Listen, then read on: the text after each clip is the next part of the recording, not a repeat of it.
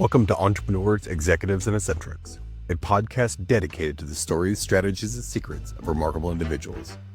Join us as we engage in enlightening conversations with intriguing entrepreneurs, accomplished executives, and fascinating eccentrics, exploring their journeys, triumphs, and unconventional wisdom that has shaped their success. Get ready to meet Fon Davis, founder of Fonco Studios and veteran of George Lucas's studio, Industrial Light and Magic. He's been a creative force behind some of Hollywood's most iconic projects, including Star Wars, The Mandalorian, and The Nightmare Before Christmas. With over 35 years in the industry, Fon specializes in robots, miniatures, and costumes, such as the Tron-style suits for the living tombstone. A BattleBots competitor turned judge, he continues to innovate, blending traditional craftsmanship with cutting-edge technology to create unforgettable cinematic experiences.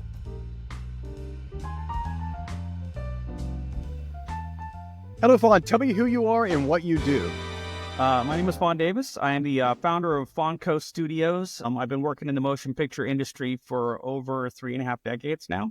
I've worked on over 40 feature films, numerous television shows, commercials, all kinds of creative things like that. And I'm known for doing weird stuff. It's a whole slew of weird stuff from from BattleBots to making models to, I don't know. It's kind of like when you go with your IMDb page, it's enormous. It just goes straight down. You worked on some of the Star Wars stuff. You worked on a bunch of like kind of super famous things. Can you kind of tell us exactly what it is you do though, like in these movies as of recently? And then I want to kind of go back all the way kind of where you started. Sure. Yeah. A lot of what we do is specialty fabrication, I would say. So it's things like robots, miniatures, a lot of special effects things. For Fly Me to the Moon, we did the astronaut spacesuits, for example. Just recently, we did costumes for the Living Tombstone, which are like Tron Legacy style light up costumes for each of the 5 characters in the band. They're going on tour with those suits. We did stuff for the Mandalorian, a lot of ice spider legs and ice spiders. And droids. We do droids as well.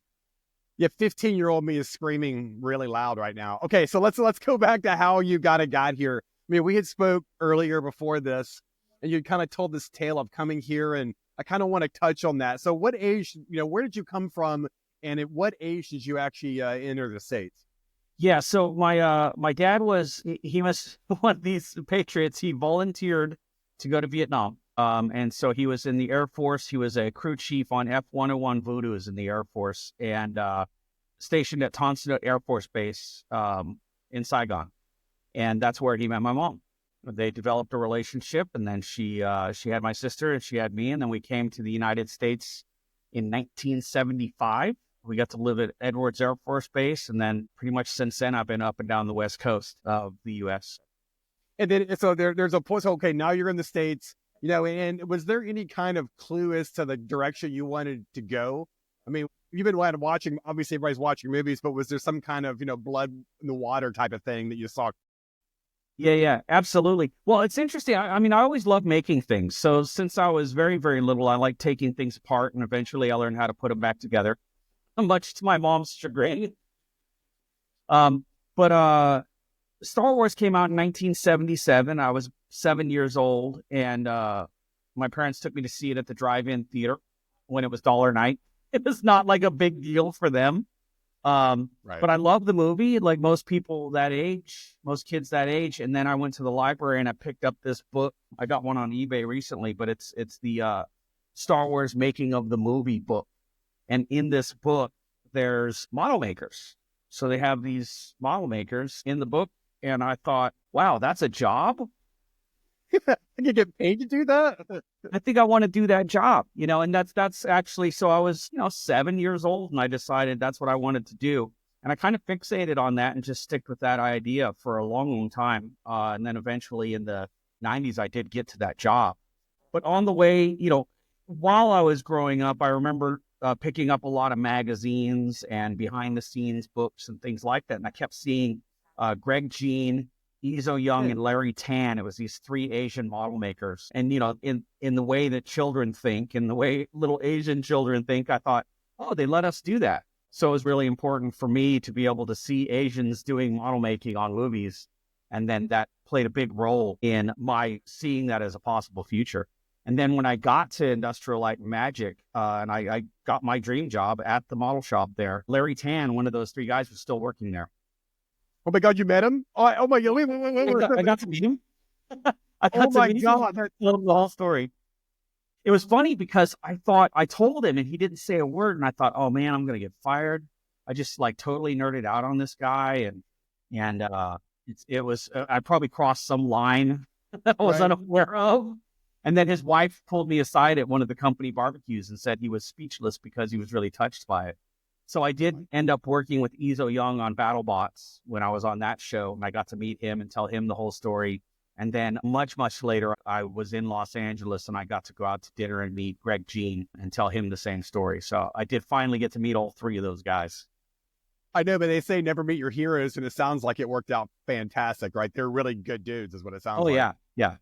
Relatable, God, awesome. because they, they're model makers.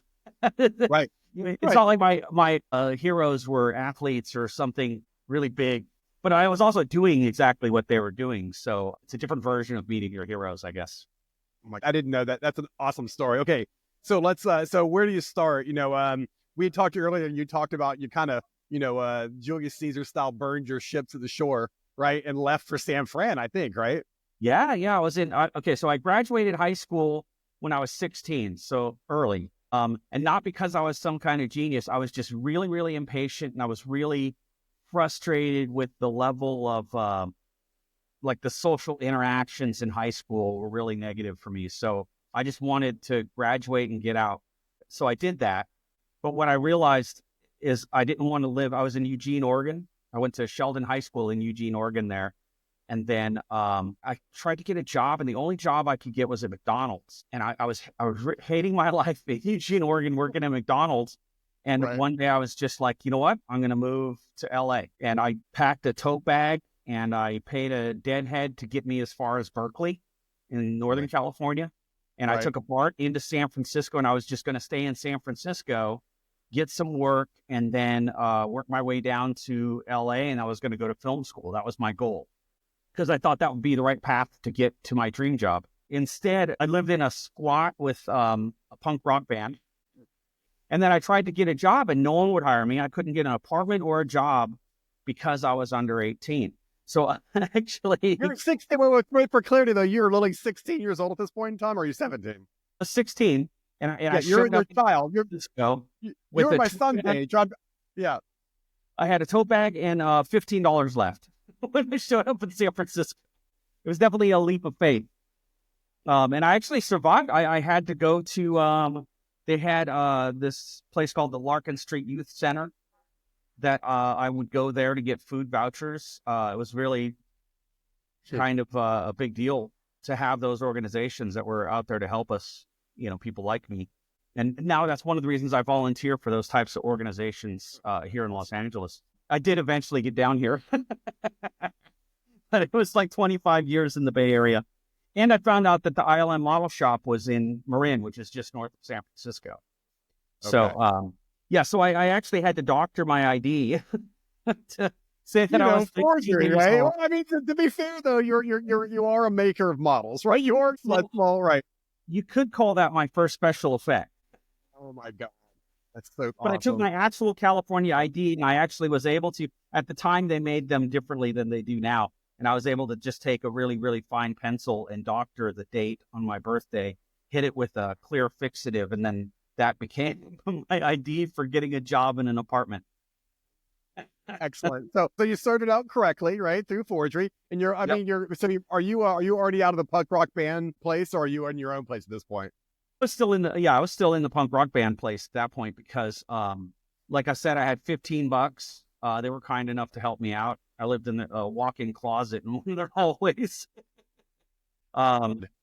It was a different life for sure. And for a long time, I didn't really talk about it, but because for me, it was embarrassing. I didn't feel like that was something that someone would hear and go, oh, I want to hire this person, or I want to work with this person, because it was such a kind of a real low point in my life, But what I've learned through time is that it's really important to show people where you can come from to get to where I am now, where I run my own company in LA, and I would consider myself pretty successful, you know. But yeah, it's very humbling, and I think it's important for young people to realize there's many paths to success, and it's not always the traditional path. You don't have to come from a wealthy family.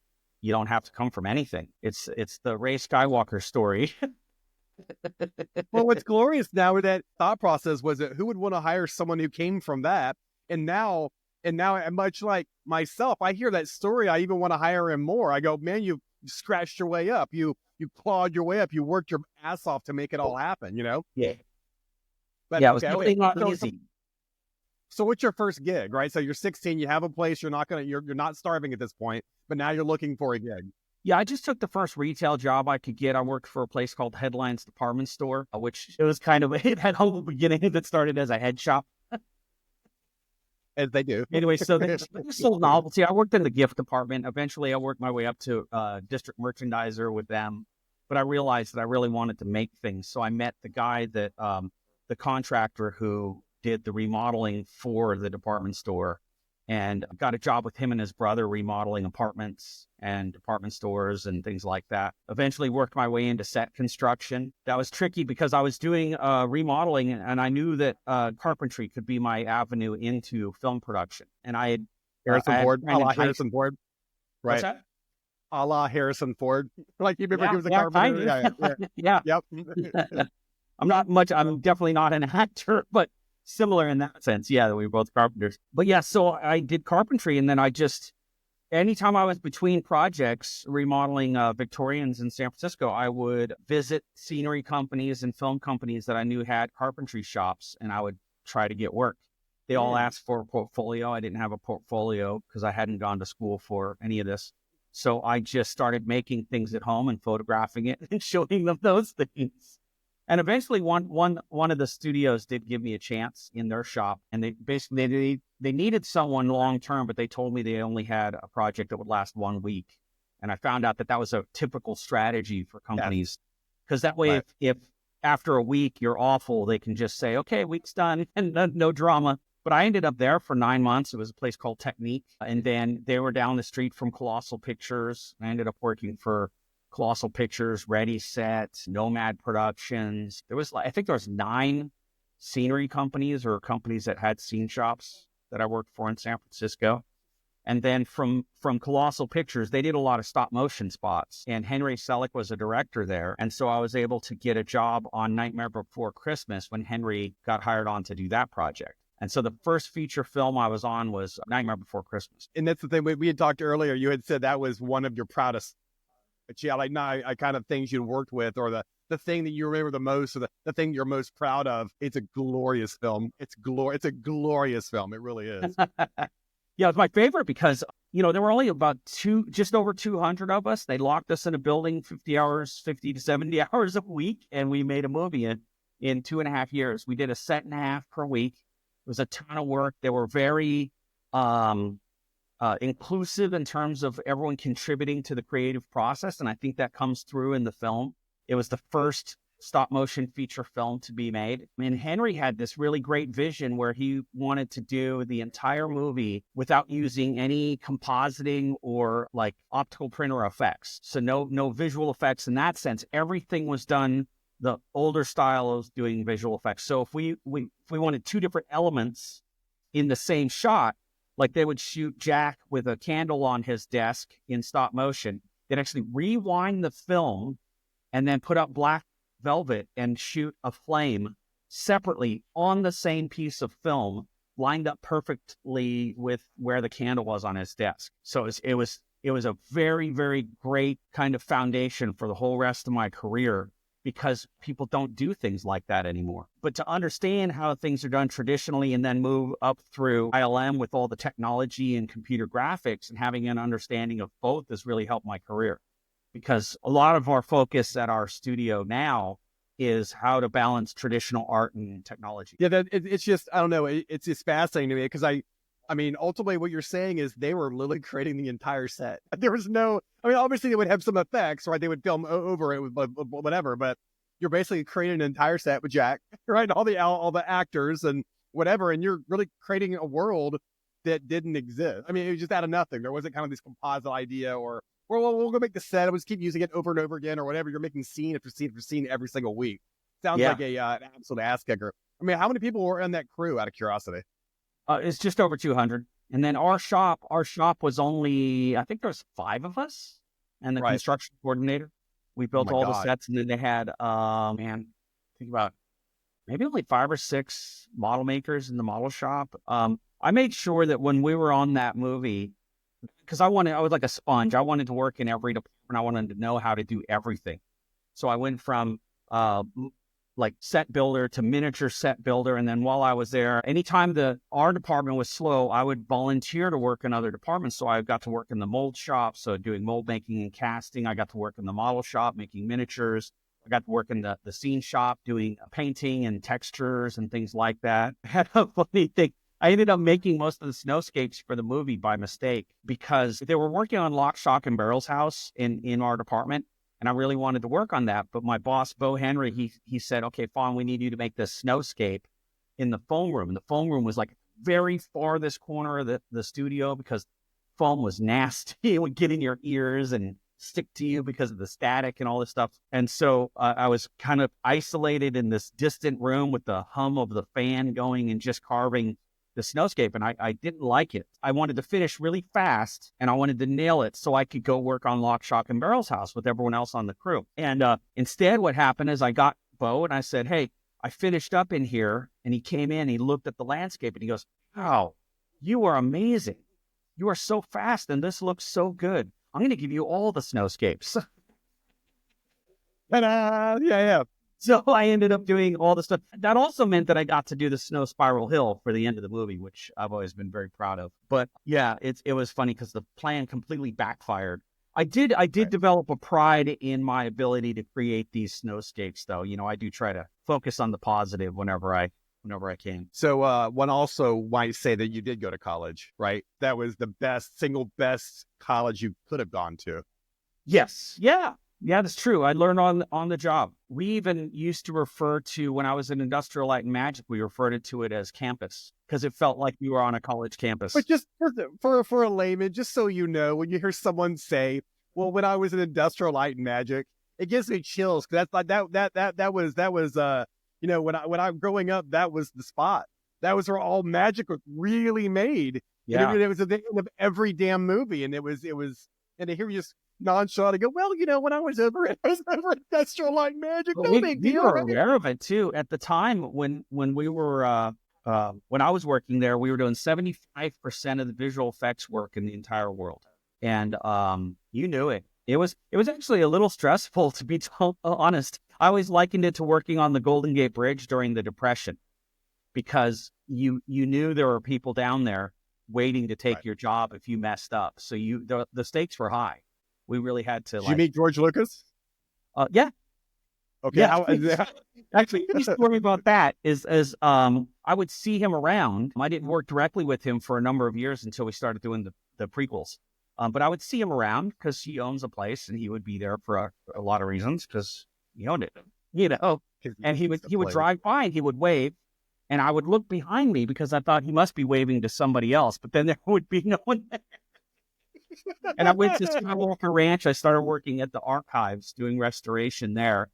And I would walk into the main house and he'd be coming down the stairs and he'd go, hi.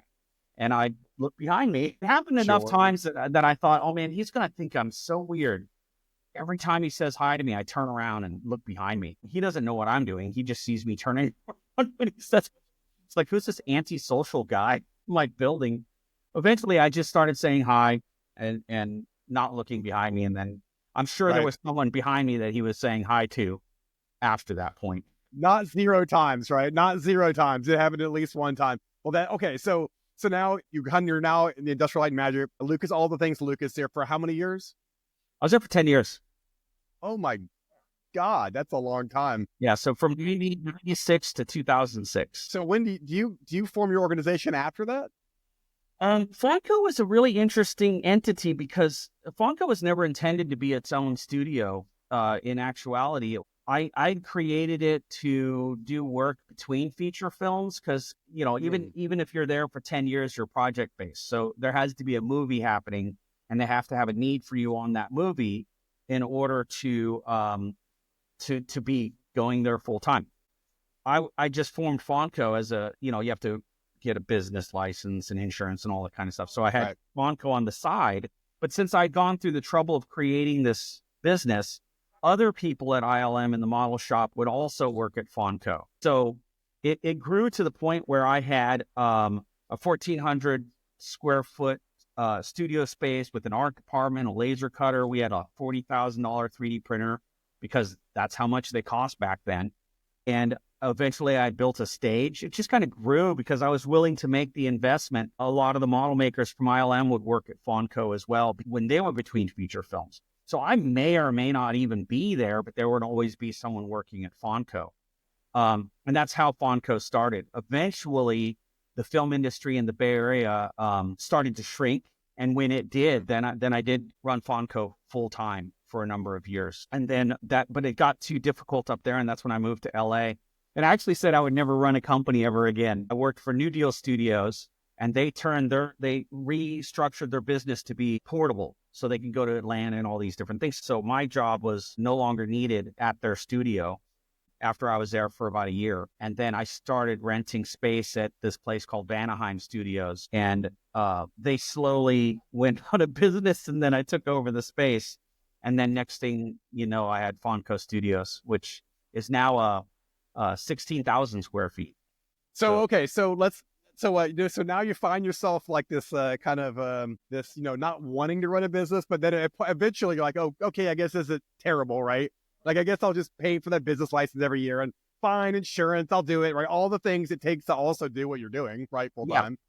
Well, it's I've seen this happen with some of my crew too. It's like there's definitely personality types like mine that will step up to do things because they need to get done, not necessarily because you want to do it. And so that's how but I also am an optimist. So I get myself into that situation and I make the best of it. And then, I seem to be pretty good at it. We're making a run for it. It's going well. So let's talk about BattleBots just for a moment, if you don't mind. Sure. Okay. I love BattleBots. How the hell did you get into that? Like, obvious. I know, but you have all the skill set. You have all of the very dangerous skill sets, right? Think about it: servos and motors and all the things it takes to make it happen. It seems like a natural fit. But how did you get into that? Of course, I always loved making robots. And Mark Thorpe was actually a model maker at Industrial Light and Magic. And he created this sport called Robot Wars. And we used to fight at Fort Mason in San Francisco. It's just a warehouse. And he got together and it was a very small sport. It was mainly kind of like radio controlled cars attached to power tools starting out. Anyway, but it grew and people got more and more creative with the designs. There were about 3 dozen of us that would meet and fight our robots. And then that got his whole business model ended up becoming embroiled in this legal battle over rights based on who was helping him fund the thing. And that's when Trey Roski created BattleBots, because he was one of the competitors. We all loved this sport so much that he created a whole new, he did what he did at Fonco. He created his own league so that we could continue fighting. And we did our first BattleBots in Long Beach. And then he was able to take BattleBots to the next level. And I think it was a pay-per-view event. And then we got picked up by Comedy Central. And we went from 36 robot competitors the first season that we were on Comedy Central to the next season. I think close to 500 competitors showed up. And it became like an actual mega sport, And we rode that out for a number of years. We were on Comedy Central, and I built Mouser Mech Catbot, which was a very unique lightweight robot that had multiple weapons. Each of the weapons I wouldn't say were super effective, but when I was in the melee, which is the one giant nut that I won, fighting multiple robots, I could hit from all different sides because I had so many weapons. So that paid off in that battle. Win some, lose some. I won about half of the fights that I was in. And then when BattleBots ABC came around, I lost sponsorship to build the robot that I wanted to build. And Greg Munson and Trey, Peter Abramson were all friends from the original BattleBots, the original BattleBots on Comedy Central. They asked me if I would come on as a judge. So that's how I started judging for the show. And I still do it today. I remember. So okay, so I mean, you've probably seen some. I think about it. You've got these, these heavy, dangerous machines battling each other. Again, can you have like a crazy story that like, oh yeah, a piece came off and like stuck in my like beside my head and almost killed me. I mean, it's got to be a little hairy. There's got to be stuff flying all over the place, right? And in the early days, the robots were put in a plywood box that was only 4 feet tall, and stuff would fly into the audience. So they put Lexan about 8 feet up, and it was just 1/4-inch Lexan. But then things started to penetrate the Lexan and go over the top of that. So they went to 12 feet, and then 16 feet, and then 20 feet, and then still things were flying over and going through. So they got thicker and thicker walls. Now it's 1.25 inch thick polycarbonate. There's a top on the arena that's, I think, 1/2 inch, and there's still like pieces. You can see it on the show that'll rip through the polycarbonate. They don't get all the way through and they can't injure anybody, but they'll rip through that almost all the way through the 1.25 inch. And they have to replace that whole panel because it's now damaged and that area is thin. But yeah, so things have definitely left the arena. I had an air nozzle. I was doing an interview for the Long Beach BattleBots, actually. There's video of this somewhere where I was working on the pneumatics and I busted a fitting, and a 17-foot like spray of CO2 sprayed up out of my robot while I was doing the interview. Very dramatic, right? That's how one of the rules were created for the sport. Yeah, like what? No compressed air. What was a lot the of the rules for the sport were created by accidents that happened behind the scenes. Because every time you see that, it reveals a safety issue that needs to be addressed. So now it's I think obviously it's the safest it's ever been, because the sport's been around. And was it 24 years now? So crazy. Yeah. My God. Yeah. I remember watching it in my 20s. I couldn't even believe it was a thing. It was on Comedy Central. I couldn't even believe that this was a thing. And I think my college roommates and I think we obsessively watched it for a couple of months, and then I don't know, but it really was a spectacle. Whatever, it was just a glorious spectacle. Oh yeah. And if anyone ever gets the chance, anyone listening to this gets a chance to go see it live, absolutely go see it live. They have a permanent arena in Las Vegas now, and you can go see it. It's loud, it's aggressive, it's so much fun. It's a completely different experience to watch it live than it is to watch it on television. Highly recommend. Yeah, I caught a YouTube video the other day of you and Adam Savage revisiting your original bot. What was that about? I got distracted, I didn't watch it. What was that? Adam Savage and I were really good friends at ILM when we worked together, and then our friendship has continued through the years. So occasionally I'll jump on he's got a show called Tested on YouTube. Right. And so I'll guest on that show. I'll do little talks about reminiscing about old times, sometimes talking about movies. Sometimes we'll do a build together, which is a lot of fun. So we stay in touch. We try to entertain people with our banter. Yeah, but the thing is, didn't you rebuild Mauser? Didn't you rebuild that, or you revisited that? I brought it out. I do have it. I have it hanging on the wall here at Fonco Studios. This place has become a bit of a museum for various projects that I've worked on through the years. And Mauser is one of the things that I have hanging up here. So, and we were just talking about, because he worked with Blendo. Blendo was the reason they kept building the arena walls bigger and thicker. I'm just assuming that was a giant spinning thing on top or whatever. Spinning robot. Jamie Heineman created it, and we used to watch him test it behind Colossal Pictures when they shut down. That's where M5 was, which was his shop. And that thing was just ferocious. It would rip pieces of robots out of the robot and throw them out in the audience. What could go wrong? Right? I mean, what could go wrong? They actually he had been disqualified multiple times because his robot was too dangerous. But they had to come to some agreement, because he would have won the competition basically. So yeah, he seems diabolical enough to make something very, I don't know. I've seen enough Mythbusters to know that almost anything is possible over like, was it 9,000 seasons they did that show.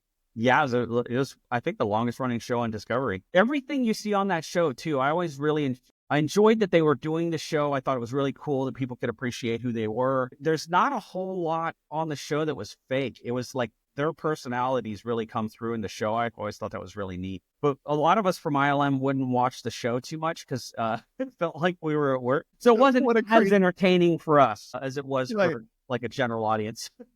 Yeah, look, the car's doing 60 miles an hour with. I find it hilarious. You're like, oh no, I don't. It's like a doctor watching ER. Like, no, I'm good. I get enough of this at work. Thanks. Yeah. That's glorious. It's so true. That's absolutely glorious. Well, Fon, we are out of time. I'm so happy that you did this. Thank you so much for doing this. I guess I've been a fan. I didn't know it, at least since your original. I didn't remember your name and when you were originally fighting and you were judging. I was calling you like something else, but it's so badass to meet you. Seriously, you're a great human and continue doing what you do. Oh, thank you so much, Scott.